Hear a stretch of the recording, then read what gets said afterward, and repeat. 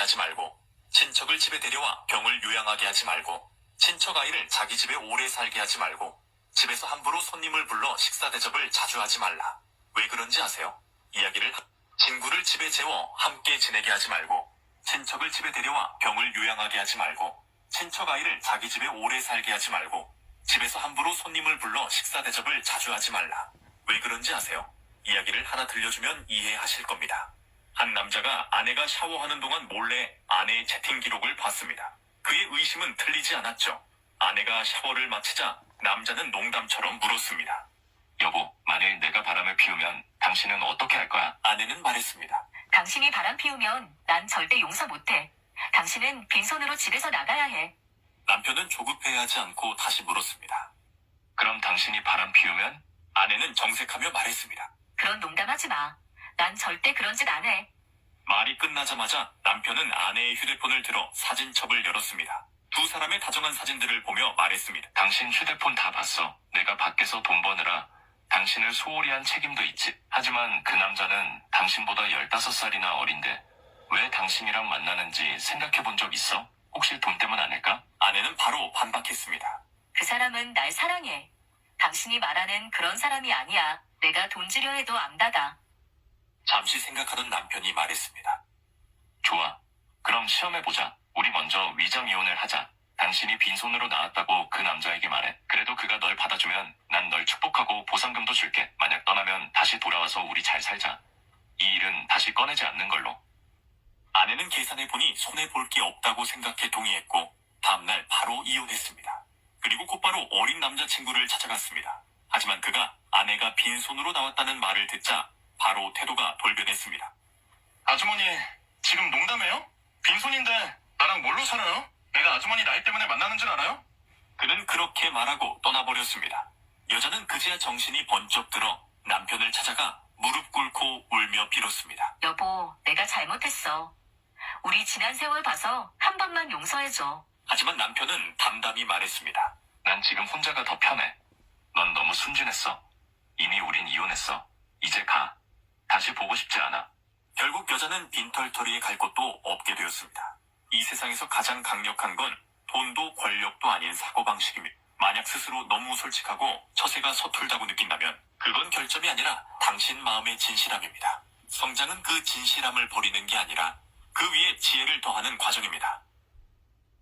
왜냐하면 죽을 때는 すごいねこの箸 전석이는 すごいねこの箸 절대로 돈을 모아두지 마세요. 왜냐하면 죽을 때는 아무것도 가지고 갈 수 없으니까요. 보세요. 이 이야기가 당신에게는 좀 가혹할 수 있습니다. 하지만 이건 실제로 일어난 일이었고 누구에게나 일어날 수 있는 일입니다. 1960년대 미국 남부 어딘가에 고령의 할머니가 살고 있었습니다. 그녀의 등은 많은 세월의 농사일로 휘어졌고 얼굴은 태양에 그을려 깊은 주름이 지었으며 생활은 매우 힘들었습니다. 그녀는 작은 오두막에서 살고 있었고 지붕은 낡았고 나무도 다 닳아 있었으며 그녀가 고치지 못한 것이 아니라 돈을 쓰고 싶지 않았기 때문이었습니다. 비록 그녀가 돈을 가지고 있었지만요. 그녀는 마을에서 아주 유명한 특징이 있었습니다. 그것은 바로 그녀가 매우 인색하다는 점, 정말로 매우 인색하다는 점이었습니다. 그녀는 젊을 때 열심히 일하며 평생 돈을 모았고 하지만 왜 돈을 모아야 하는지에 대해서는 전혀 생각하지 않았습니다. 그녀는 돈을 모은 것이 안전을 보장한다고 믿었습니다. 항상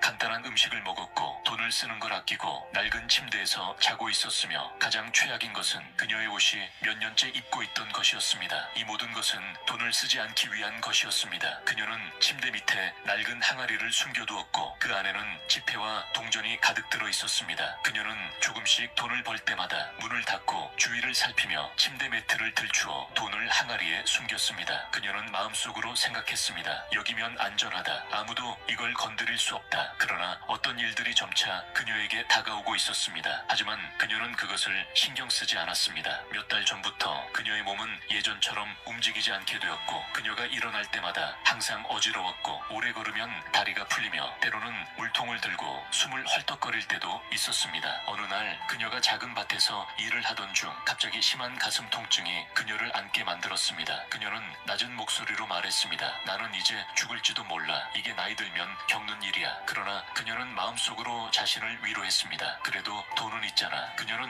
몇 분 동안 앉아서 숨을 헐떡이며 손으로 가슴을 꽉 쥐고 있었고 통증이 조금 가라앉자 비로소 힘겹게 일어나 집으로 돌아갔습니다. 그녀는 이웃에게 도움을 요청하지 않았고 가까운 보건소에 가지도 않았습니다. 전혀 돈을 쓰고 싶지 않아서였습니다. 그날 이후로 그녀는 음식을 더 적게 먹기 시작했습니다. 그것은 음식이 부족해서가 아니라 음식을 사는 돈을 아끼기 위해서였습니다. 때때로 그녀는 딱딱한 빵을 먹거나 자신이 기른 채소를 조금 먹었습니다. 가끔은 아예 아무것도 먹지 않았습니다. 이웃들은 그녀가 점점 더 말라가고 창백해지며 걸음걸이가 느려지는 것을 보기 시작했습니다. 어느 날 한 이웃이 그녀에게 말했습니다. 할머니, 좀 드셔야 해요. 지금 너무 말라요. 그녀는 대답했습니다. 괜찮아요. 걱정하지 마세요. 며칠 후 통증이 다시 찾아왔고 이번에는 더 심해졌습니다. 그날 밤 그녀가 화장실에 가기 위해 일어났을 때 다리가 말을 듣지 않아 거의 넘어질 뻔했습니다. 그녀는 벽을 짚고 서 있었고 숨을 헐떡이며 마음속으로는 사람을 부를까 말까 고민하고 있었습니다. 그녀는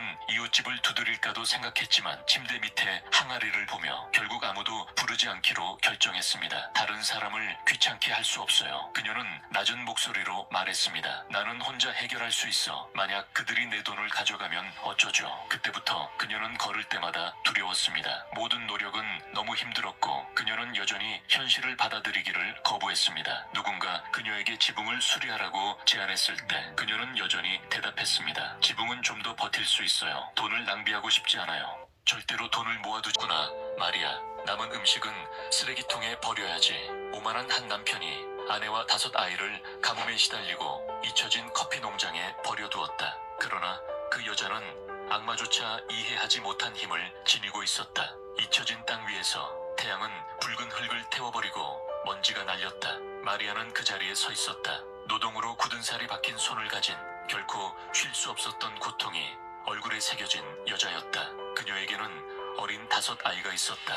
맨발로 배에서는 굶주림의 소리가 났다. 그녀의 남편 사피도 대령은 이 땅에서 가장 부유하면서도 가장 사악한 남자였다. 그는 본성부터 썩어 있었고 사람을 가축보다도 못하게 대했다. 그날 태양은 머리 위에 높이 떠 있었다. 사피도 대령은 발코니로 나왔다. 값싼 술과 싸구려 향수 냄새를 풍기며 마리아를 누더기보듯 경멸의 눈으로 내려다보았다. 짐 싸서 꺼져. 그는 소리치며 그녀의 옷을 진을 위로 던졌다. 마리아는 눈물을 삼키고 막내를 끌어안았다. 아이는 고함 소리에 겁에 질려 떨고 있었다. 이 아이들을 데리고 어디로 가라는 거예요?